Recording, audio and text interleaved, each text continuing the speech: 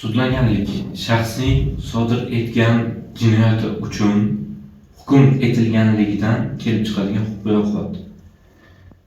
huquqiy holat deylik.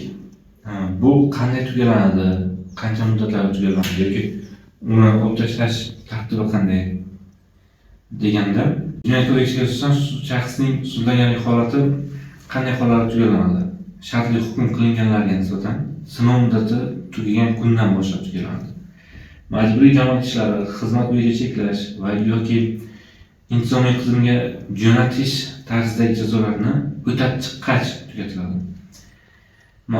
Jarima jazosi ijro etilgan kundan keyin, ya'ni shuningdek muayyan huquqdan mahrum qilish yoki axloq tuzatish ishlari jazolari o'talganidan keyin 1 yil o'tgach, ozodlikni cheklash jazosi o'talganidan keyin 2 yil o'tgach, 5 yildan ko'p bo'lmagan muddatga ozodlikdan mahrum qilish jazosi o'talganidan keyin 4 yil o'tgach, 5 yildan ortiq lekin 10 yildan ko'p bo'lmagan muddatga ozodlikdan mahrum qilish jazosi o'talganidan keyin 7 yil o'tgach, 10 yildan ortiq lekin 15 yildan ko'p bo'lmagan muddatga ozodlikdan mahrum qilish jazosi o'talganidan keyin 10 yil o'tgach sudlanganlik holati tugalangan hisoblanadi va sudlanganlikni olib tashlash uchun jinoyat sudiga ariza bilan murojaat qilishingiz talab etiladi. Bu holatda sizdagi o'sha yagona borib sudlanganlikni tekshiruvchi qog'oz olasiz-ku, qayerlarda ko'rinadi degan savolingizga javob beraman.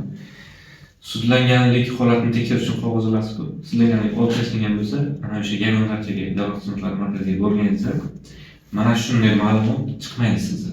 Muqaddam sudlangan bo'lsangiz ham, siz hozir sudlanganlik holatida emasligingiz uchun ham bunday ma'lumot chiqmaydi.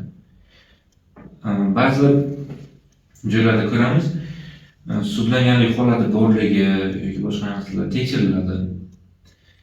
Sudlanganlik holati mavjud bo'lgan xodimlar, shaxslar muayyan ishda ishlashi mumkin emas degan narsalar bo'lishi mumkin. Mana shu narsani tartibga solish yoki sizda huquq paydo bo'lishi uchun sudlanganlik holatini olib tashlash maqsadga muvofiq va shu tartibda olib tashlanadi.